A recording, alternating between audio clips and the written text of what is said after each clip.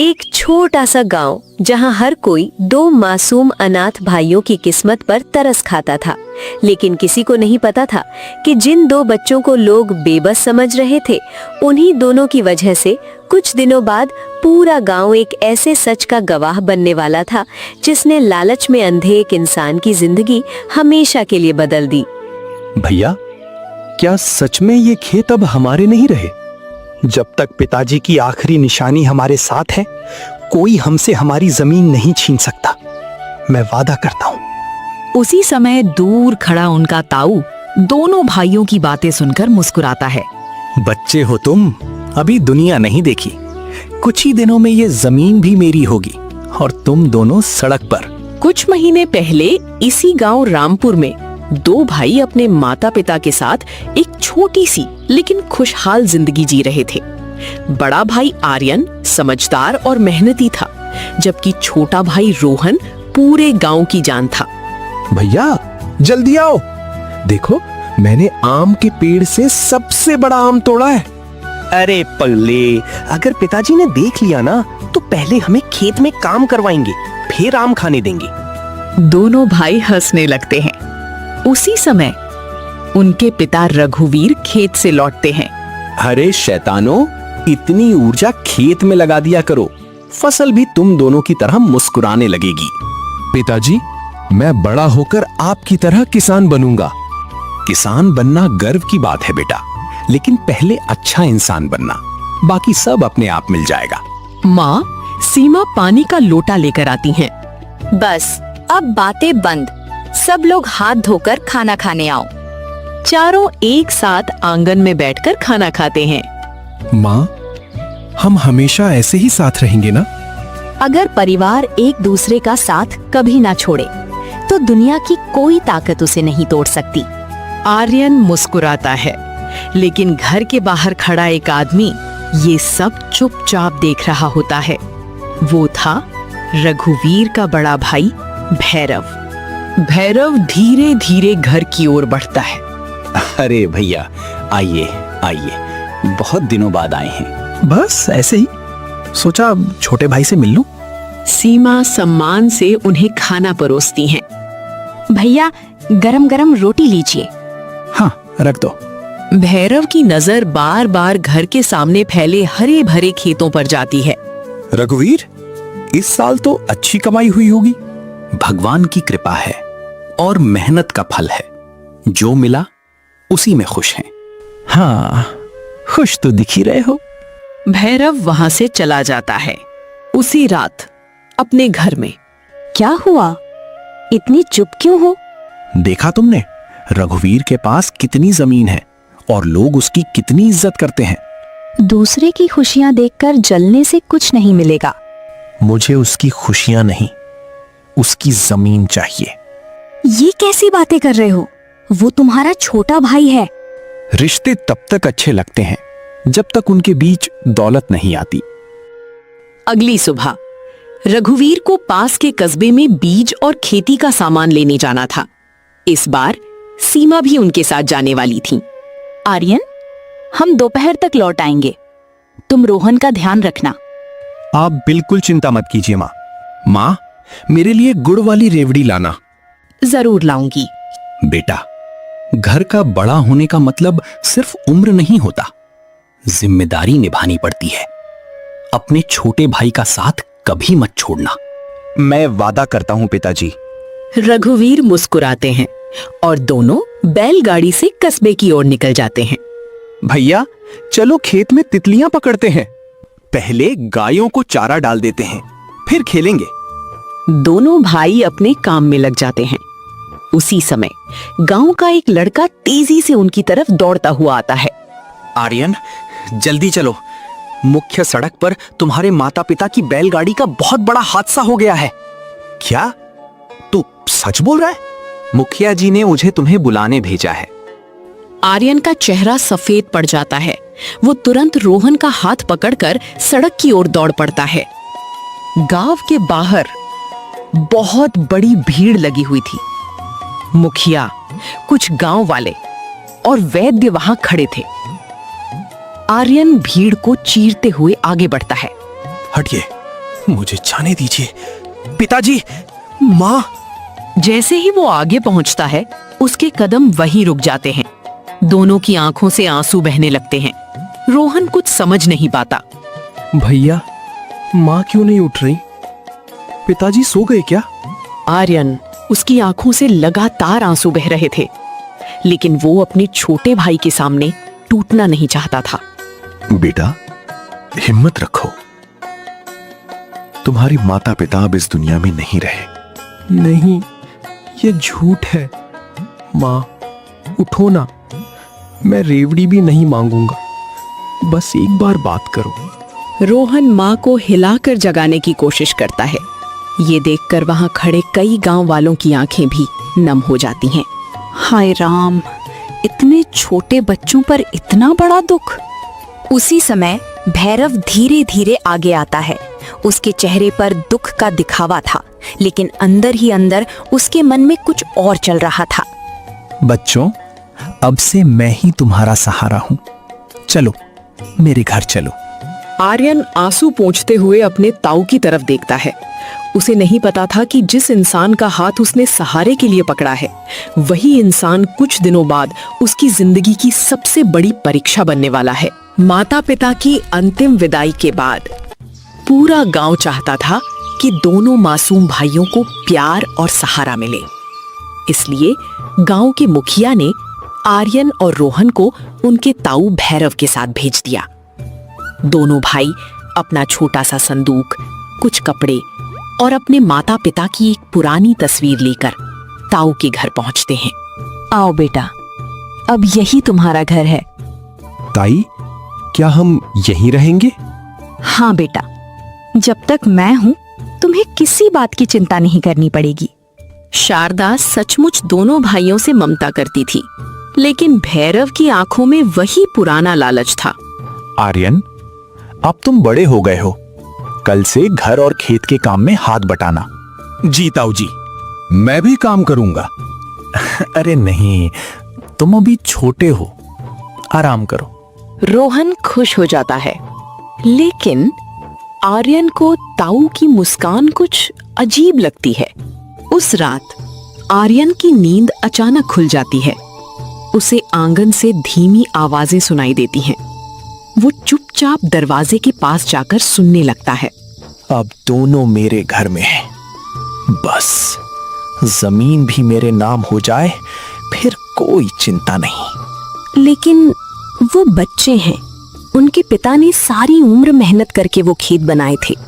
भावुक मत बनो। 5 एकड़ जमीन की कीमत जानती हो? इतनी जमीन बेच दूं तो पूरी जिंदगी आराम से कट जाएगी। अगर गांव वालों को पता चल गया तो? किसी को कुछ पता नहीं चलेगा। मैं सब सोच चुका हूं। आर्यन ये सब सुनकर सन्न रह जाता है। वो धीरे से वापस कमरे में आता है। भैया, तुम जाग रहे हो? हाँ, सो जाओ। क्या हुआ? रोहन, आज से हम दोनों को बहुत संभल कर रहना होगा। क्यों? अभी नहीं, समय आने पर सब बताऊंगा। रोहन अपने भाई का हाथ पकड़कर सो जाता है, लेकिन आर्यन की आंखों से नींद पूरी तरह गायब हो चुकी थी। उसे पहली बार एहसास हो गया था कि उसके माता पिता की सबसे बड़ी निशानी यानी उनकी जमीन अब खतरे में है। यहीं से 2 मासूम भाइयों की असली परीक्षा शुरू होती है। जिस घर को उन्होंने अपना सहारा समझा, वही घर धीरे धीरे उनके लिए संघर्ष का मैदान बनने वाला था।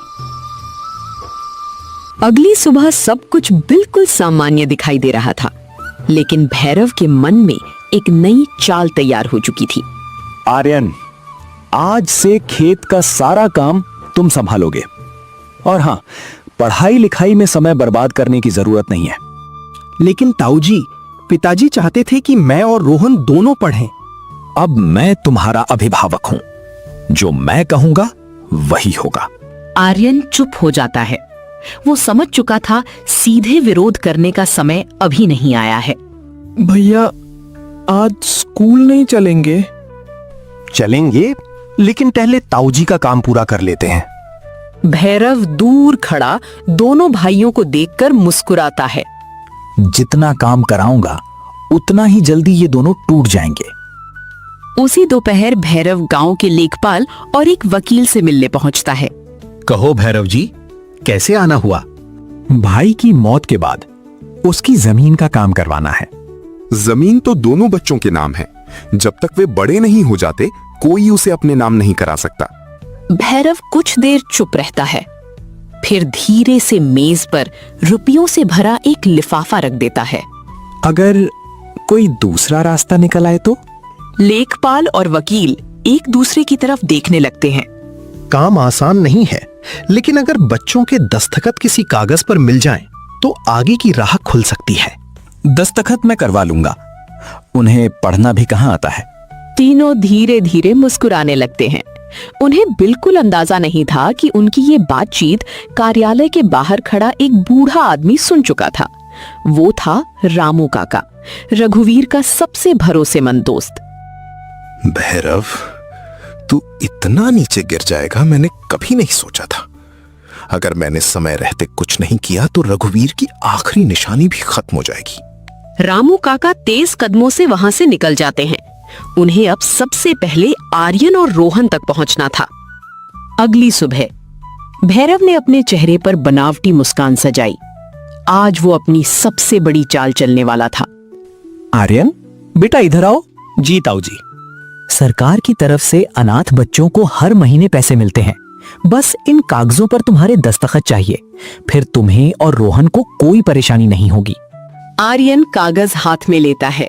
वो धीरे धीरे उन्हें देखने लगता है। अरे इतना क्या देख रहे हो? जहां मैंने निशान लगाया है बस वहीं हस्ताक्षर कर दो। ताऊ जी, पहले मैं पूरा पढ़ूंगा। तुम्हें पढ़ना आता ही कितना है, समय मत खराब करो।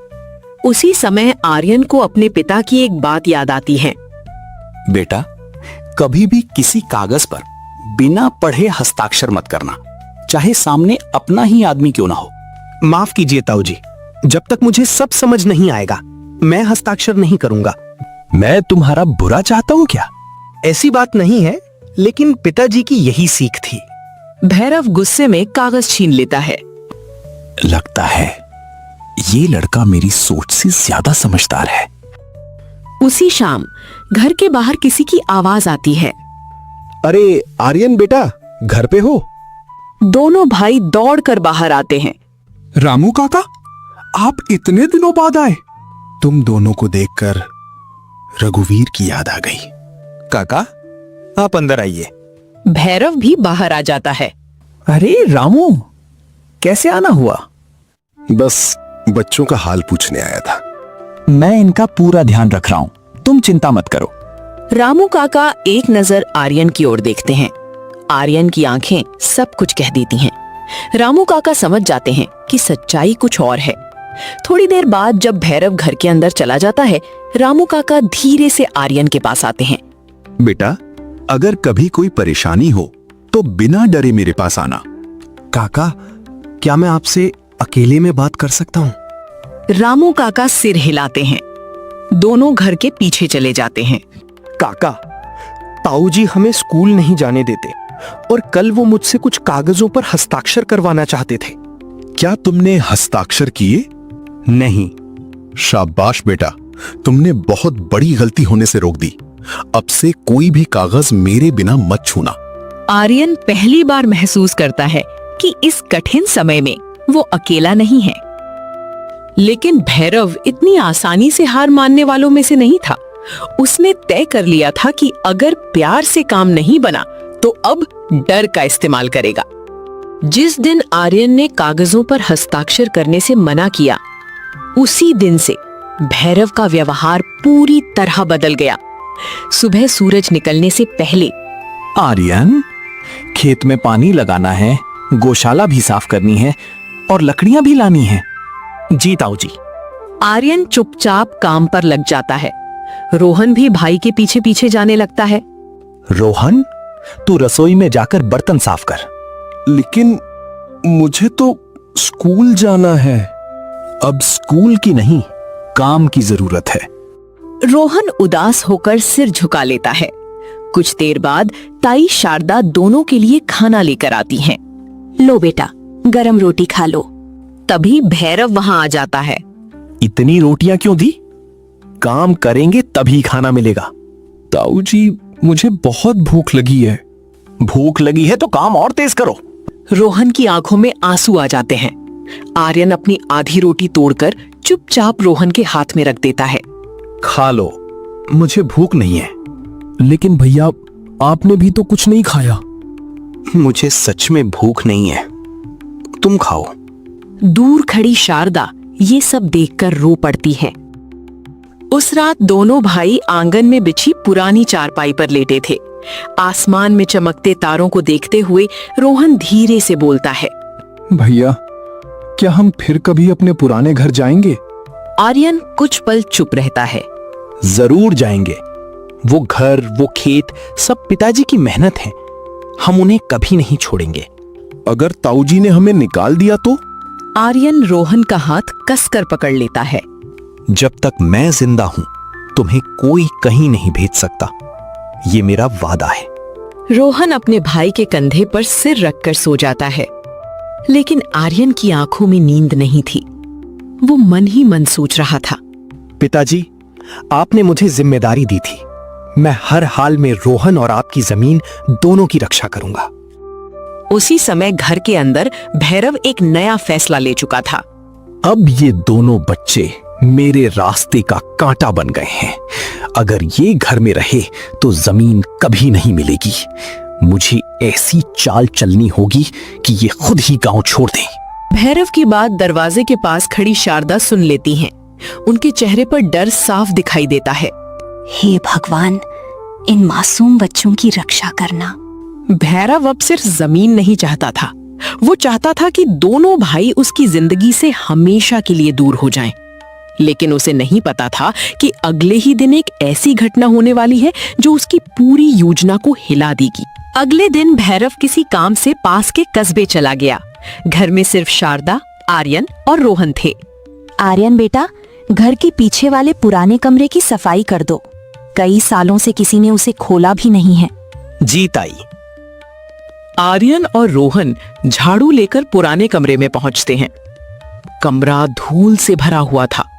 दीवारों पर मकड़ी के जाले, कोने में पुराने खेती के औजार और लकड़ी की एक बड़ी संदूकची रखी थी।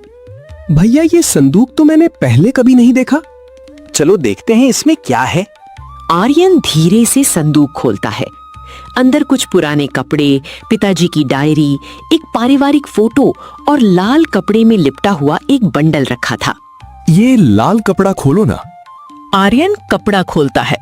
उसके अंदर जमीन के असली कागज और बैंक की रसीदें रखी थीं। ये तो हमारे खेतों के असली दस्तावेज हैं। उसी समय डायरी के अंदर से एक मुड़ा हुआ लिफाफा नीचे गिरता है। उस पर लिखा था, मेरे बेटों आर्यन और रोहन के लिए। दोनों भाई एक दूसरे की तरफ देखने लगते हैं। आर्यन कांपते हाथों से लिफाफा खोलता है।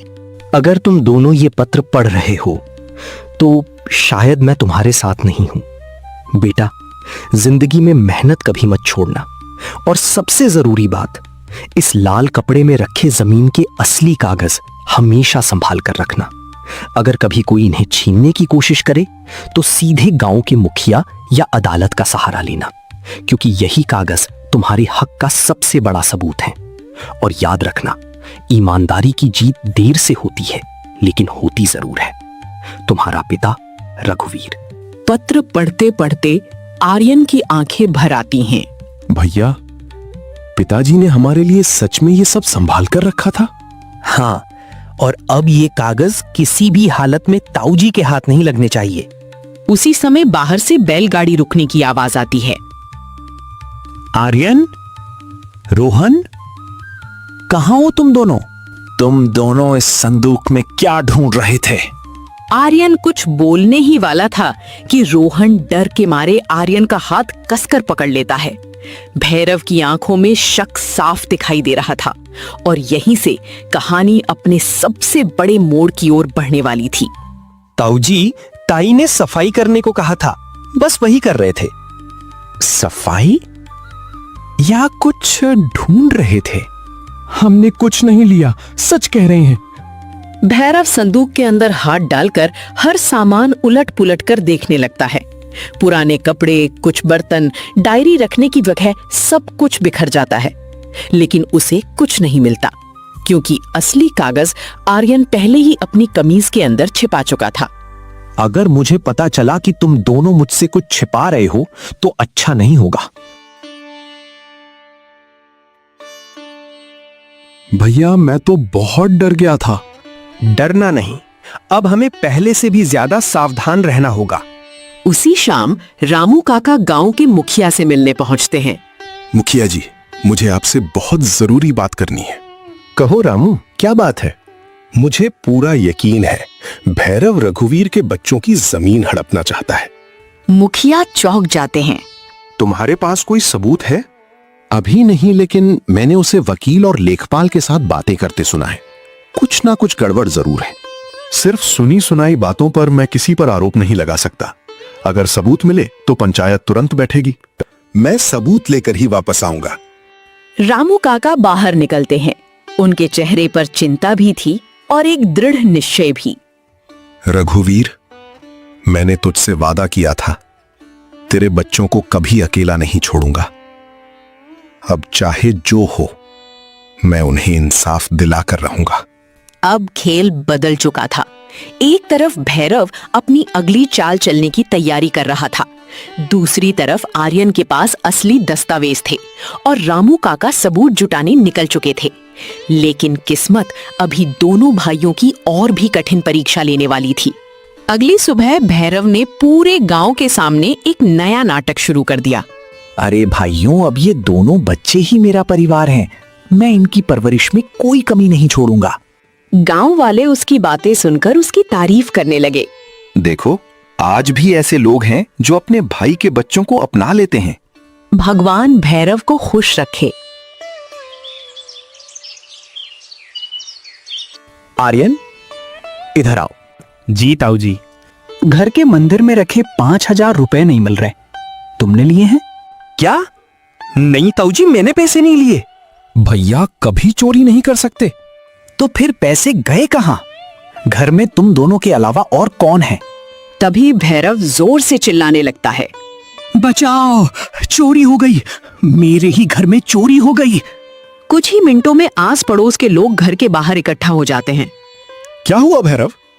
मैंने इन दोनों बच्चों को सहारा दिया और इन्होंने मेरे ही घर में चोरी कर ली। ये सुनते ही रोहन डरकर आर्यन का हाथ पकड़ लेता है। भैया, सब लोग हमें ऐसे क्यों देख रहे हैं? डरो मत, सच हमारे साथ है। आर्यन, अगर तुमने पैसे नहीं लिए तो सच सच बताओ। मुखिया जी, मैं झूठ नहीं बोलूंगा। हमने 1 रुपया भी नहीं लिया। अगर नहीं लिया तो अपने कमरे की तलाशी दे दो। जरूर, लेकिन एक शर्त पर। कौन सी शर्त? अगर हमारे कमरे की तलाशी होगी तो ताऊ जी के कमरे की भी होगी, क्योंकि सच सबके सामने आना चाहिए। ये सुनते ही भैरव का चेहरा उतर जाता है। उसे बिल्कुल उम्मीद नहीं थी कि एक छोटा सा लड़का इतनी हिम्मत से जवाब देगा। तुम मुझ पर शक कर रहे हो? नहीं, मैं सिर्फ बराबरी चाहता हूं। अगर हम निर्दोष हैं तो आपको भी कोई परेशानी नहीं होनी चाहिए। बात तो सही कह रहा है। हाँ, तलाशी दोनों कमरों की होनी चाहिए। भैरव पहली बार गांव वालों के सामने घिरता हुआ दिखाई देता है, लेकिन उसे अभी भी पूरा भरोसा था कि उसकी आखिरी चाल सब कुछ बदल देगी। किसी के साथ अन्याय नहीं होगा। पहले बच्चों का कमरा देखा जाएगा, फिर भैरव का। मुझे कोई आपत्ति नहीं है। देख लीजिए, सच्चाई खुद सामने आ जाएगी। 2 गांव वाले आर्यन के कमरे की तलाशी लेने लगते हैं। पुराना संदूक, 2 जोड़ी कपड़े, कुछ किताबें और माता पिता की तस्वीर, बस यही सामान मिलता है। मुखिया जी, यहां तो कुछ भी नहीं मिला। अच्छी तरह देखो, जरूर कहीं छिपाया होगा। तलाशी दोबारा होती है, लेकिन 1 रुपया भी नहीं मिलता। अब सब लोग भैरव के कमरे की तरफ बढ़ते हैं। मेरे कमरे में देखने की क्या जरूरत है? मैंने कहा ना, पैसे बच्चों ने ही लिए हैं। अभी कुछ देर पहले तुमने खुद बराबरी की बात मानी थी। अब पीछे मत हटो। हे भगवान, आज सच सामने आ जाए। 2 गांव वाले अलमारी खोलते हैं उसमें कपड़े, कुछ नकदी और जमीन से जुड़े कई कागज रखे थे। ये तो खेतों के नक्शे हैं। हाँ, मैं खेती करता हूँ तो कागज तो होंगे ही। तभी अलमारी के नीचे एक छोटी कपड़े की थैली मिलती है। मुखिया जी, ये देखिए। थैली खोली जाती है। उसके अंदर वही 5,000 रुपए रखे थे। भैया, हमने कहा था ना, हमने चोरी नहीं की। सच कभी ज्यादा देर तक छिप नहीं सकता। भैरव का चेहरा उतर जाता है, लेकिन वो तुरंत एक नया झूठ बोल देता है। ये पैसे मैंने ही रखे होंगे, मुझसे भूल हो गई। गांव वाले एक दूसरे का चेहरा देखने लगते हैं। अब पहली बार लोगों के मन में भैरव को लेकर शक पैदा होने लगा था। उसी शाम रामू काका पुराने लेखपाल के घर पहुंचते हैं। दरवाजे के बाहर उन्हें लेखपाल का नौकर मिलता है। बेटा, लेखपाल जी घर पर हैं? नहीं काका, वो शहर गए हैं। रामू काका लौटने ही वाले थे, तभी उनकी नजर कूड़ेदान में पड़े कुछ फटे हुए कागजों पर पड़ती है। वे उन्हें उठाकर देखने लगते हैं। ये तो जमीन की नकल वाले कागज हैं। कुछ हिस्से फटे थे, लेकिन एक कोने पर भैरव का नाम साफ लिखा हुआ था। अब मुझे यकीन हो गया, भैरव सचमुच फर्जी कागज बनवा रहा है। लेकिन पंचायत में जीतने के लिए मुझे इससे भी बड़ा सबूत चाहिए। रामू काका वे कागज संभाल कर अपने थैले में रख लेते हैं। उनकी आंखों में अब उम्मीद लौट आई थी। पंचायत के सामने बेइज्जत होने के बाद भैरव का गुस्सा 7वें आसमान पर था। आर्यन, रोहन, दोनों मेरे सामने आओ। दोनों भाई धीरे धीरे आंगन में आकर खड़े हो जाते हैं। जी ताऊ जी, आज तेरी वजह से पूरे गांव के सामने मेरी बेइज्जती हुई। अब तुम दोनों इस घर में नहीं रहोगे। अपना सामान उठाओ और अभी के अभी निकल जाओ। रोहन घबरा जाता है। ताऊ जी, हम कहाँ जाएंगे? हमारा तो कोई भी नहीं है। ये मेरी समस्या नहीं है, जहां जाना है जाओ। आर्यन अपने छोटे भाई के आगे खड़ा हो जाता है। ताऊ जी, अगर हमने कोई गलती की है तो सजा मुझे दीजिए। रोहन का कोई दोष नहीं है। मुझे तुम दोनों से छुटकारा चाहिए।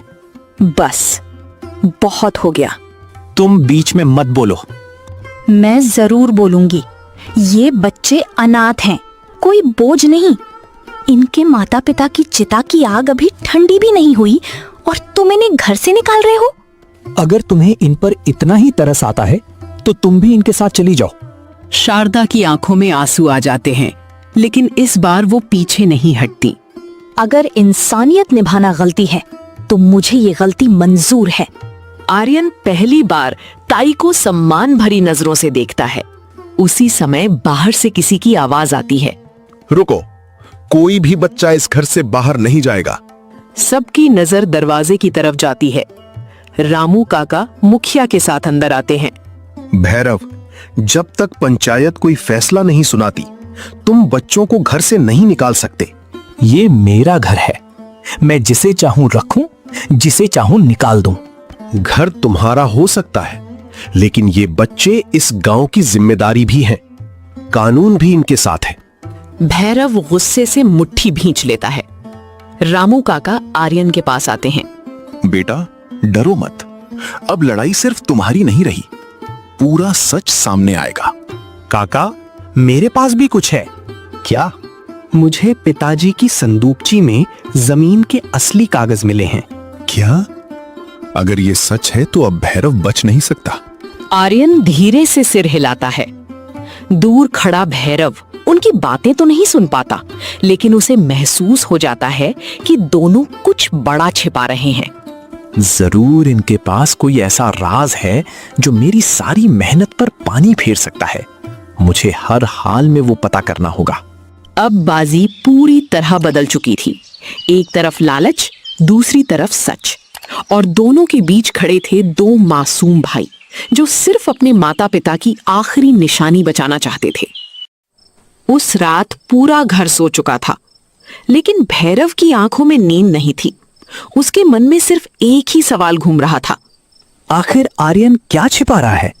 भैरव धीरे धीरे अपने कमरे से बाहर निकलता है, चारों तरफ नजर घुमाता है और बिना आवाज किए आर्यन के कमरे की तरफ बढ़ता है। दरवाजा धीरे से खुलता है आर्यन और रोहन दोनों गहरी नींद में थे। भैरव संदूक, कपड़ों की गठरी, किताबें, तकिया सब कुछ टटोलने लगता है। कहाँ छिपाया है? मुझे मिलकर ही रहेगा। तभी रोहन की आंख खुल जाती है। ताऊ जी, आप हमारे कमरे में क्या कर रहे हैं? भैरव एक पल के लिए घबरा जाता है, फिर तुरंत मुस्कुरा देता है। कुछ नहीं बेटा, मैं तो देखने आया था कि कहीं तुम्हें मच्छर तो नहीं काट रहे। सो जाओ। रोहन आधी नींद में फिर लेट जाता है, लेकिन आर्यन की भी आंख खुल चुकी थी। वो चुपचाप सब देख रहा था, पर कुछ नहीं बोला। भैरव कुछ भी हाथ ना लगने पर गुस्से में कमरे से बाहर चला जाता है। भैया, ताऊ जी सच बोल रहे थे? नहीं, वो कुछ ढूंढ रहे थे। अब हमें देर नहीं करनी चाहिए। सुबह होते ही आर्यन रामू काका के घर पहुंचता है। अरे बेटा, इतनी सुबह? सब ठीक तो है? काका, अब असली कागज मेरे पास सुरक्षित नहीं है। ताऊ जी उन्हें ढूंढ रहे हैं। आर्यन लाल कपड़े में लिपटा बंडल रामू काका के हाथ में दे देता है। इन्हें आप रख लीजिए। मुझे आप पर अपने पिता जितना भरोसा है। बेटा, मैं अपनी जान दे दूंगा, लेकिन ये कागज किसी गलत हाथ में नहीं जाने दूंगा। तभी रामू काका बंडल खोलते हैं। अंदर जमीन के असली दस्तावेज, रघुवीर की चिट्ठी और एक पुरानी रजिस्ट्री की प्रति रखी थी। बस यही वो सबूत है जिसका हमें इंतजार था। अब पंचायत में सच छिप नहीं पाएगा। उसी समय बाहर से एक आदमी दौड़ता हुआ आता है। रामू काका, जल्दी चलिए, गांव में पंचायत बुला ली गई है। भैरव ने सबको इकट्ठा कर लिया है। रामू काका आर्यन की तरफ देखते हैं। आज या तो सच जीतेगा या फिर झूठ हमेशा के लिए जीत जाएगा। चलो बेटा। आर्यन गहरी सांस लेता है और रोहन का हाथ पकड़कर पंचायत की ओर चल पड़ता है। गांव की चौपाल में सैकड़ों लोग इकट्ठा हो चुके थे। किसी को नहीं पता था कि आज होने वाला फैसला सिर्फ दो भाइयों की किस्मत नहीं, बल्कि पूरे गांव की सोच बदलने वाला था। कुछ ही देर में पूरा गांव पंचायत के चौपाल पर इकट्ठा हो गया। मुखिया अपनी जगह पर बैठे थे। सामने भैरव, आर्यन, रोहन, रामू काका और गांव के सभी लोग खड़े थे। आज फैसला सिर्फ जमीन का नहीं, सच्चाई और लालच का होने वाला था। पंचायत शुरू की जाती है। सबसे पहले भैरव अपनी बात रखे। मुखिया जी, मैंने अपने भाई के बच्चों को अपने घर में रखा, उनकी परवरिश की, लेकिन अब ये दोनों मेरे खिलाफ झूठ बोल रहे हैं। ये कहते हैं कि मैं इनकी जमीन हड़पना चाहता हूँ। अगर ऐसा होता तो मेरे पास ये कागज कैसे आते? ये देखिए जमीन के कागज, इनमें साफ लिखा है कि मेरे भाई ने अपनी मर्जी से जमीन मेरे नाम करने की तैयारी कर दी थी। गांव वाले आपस में बातें करने लगते हैं। अगर कागज असली हैं, तो मामला तो अलग है। बेचारे बच्चों ने शायद गलत समझ लिया। रोहन डर कर आर्यन का हाथ पकड़ लेता है। भैया, क्या हम हार जाएंगे? नहीं, आज पिताजी का सच बोलेगा। आर्यन, तुम्हें कुछ कहना है? जी, लेकिन पहले मैं पंचायत से एक विनती करना चाहता हूँ। बोलो बेटा। इन कागजों को गांव के पुराने लेखपाल से जांच करवाइए, जिन्होंने मेरे पिताजी के समय ये जमीन दर्ज की थी। इतने में भीड़ के पीछे से एक बुजुर्ग आवाज आती है। रुकिए, इन कागजों को मैं पहचानता हूँ। सभी लोग पीछे मुड़कर देखते हैं। गांव के रिटायर हो चुके पुरानी लेखपाल आगे आते हैं। मुखिया जी, मुझे ये कागज दिखाइए। वे कागज ध्यान से देखते हैं। कुछ पल बाद उनका चेहरा गंभीर हो जाता है। ये दस्तावेज असली नहीं हैं। आप झूठ बोल रहे हैं। नहीं, इन पर जो सरकारी मुहर लगी है वो 3 साल पहले बदली जा चुकी थी। तुम्हारे कागज पर पुरानी मुहर की नकल बनाई गई है और ये हस्ताक्षर भी रघुवीर के नहीं हैं। मतलब ये कागज नकली है? मुखिया जी, अगर अनुमति हो तो अब मैं असली कागज पेश करना चाहता हूँ। रामू काका लाल कपड़े में लिपटा बंडल खोलते हैं। अंदर से असली रजिस्ट्री, मूल दस्तावेज और रघुवीर का लिखा हुआ पत्र निकालते हैं। ये कागज रघुवीर ने अपने बेटों के लिए संभाल कर रखे थे और ये रही उनकी आखिरी चिट्ठी। मुखिया चिट्ठी अपने हाथ में लेते हैं। पूरा गांव सांस रोके सच सुनने का इंतजार कर रहा था।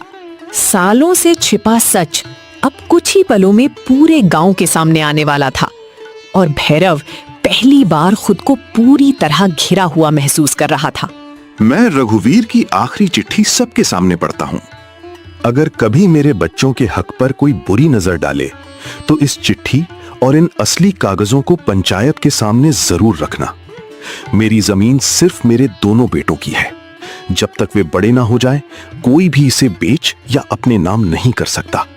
मुझे अपने गांव की पंचायत पर पूरा भरोसा है कि वो मेरे बच्चों के साथ न्याय करेगी। चिट्ठी पढ़ते पढ़ते कई लोगों की आंखें नम हो जाती हैं।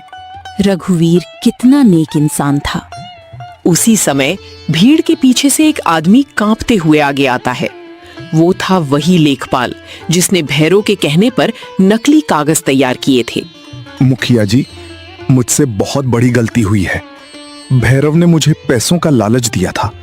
मैंने नकली कागज बनाने में उसकी मदद की, लेकिन आज इन मासूम बच्चों को देखकर मेरा ज़मीर मुझे धिक्कार रहा है। मैं अपना अपराध स्वीकार करता हूं। झूठ, सब झूठ बोल रहे हैं। नहीं, सच यही है, और अगर जरूरत पड़ी तो मैं अदालत में भी यही बयान दूंगा। भैरव के चेहरे का रंग उड़ जाता है। भैरव, अब तुम्हारे खिलाफ सबूत भी है, गवाह भी, और तुम्हारा झूठ भी सबके सामने आ चुका है। पंचायत का फैसला सुनाया जाता है। रघुवीर की पूरी जमीन कानूनी रूप से आर्यन और रोहन की है। जब तक दोनों बड़े नहीं हो जाते, पंचायत और रामू काका मिलकर इसकी देखभाल करेंगे। बिल्कुल सही फैसला। मैं अपनी आखिरी सांस तक इन बच्चों का साथ नहीं छोड़ूंगा। बेटा, मुझे माफ कर देना। मैं चाहकर भी तुम्हें पहले नहीं बचा पाई।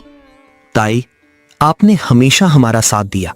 हमें आपसे कोई शिकायत नहीं है। रोहन दौड़कर शारदा से लिपट जाता है। अब आप भी हमारी माँ जैसी हैं। कुछ महीने बाद दोनों भाई फिर से अपने खेतों में खड़े थे। इस बार उनके चेहरों पर डर नहीं, आत्मविश्वास था। भैया देखो, हमारे खेत फिर से हरे हो गए।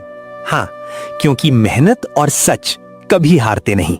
रामू काका मुस्कुराते हुए दोनों भाइयों के पास आते हैं। अब आगे क्या करना है बेटा? मैं खूब पढ़ाई करूंगा, बड़ा होकर वकील बनूंगा, ताकि किसी भी अनाथ बच्चे के साथ कभी अन्याय ना हो। और मैं भैया का सबसे बड़ा साथी बनूंगा। तीनों हंस पड़ते हैं।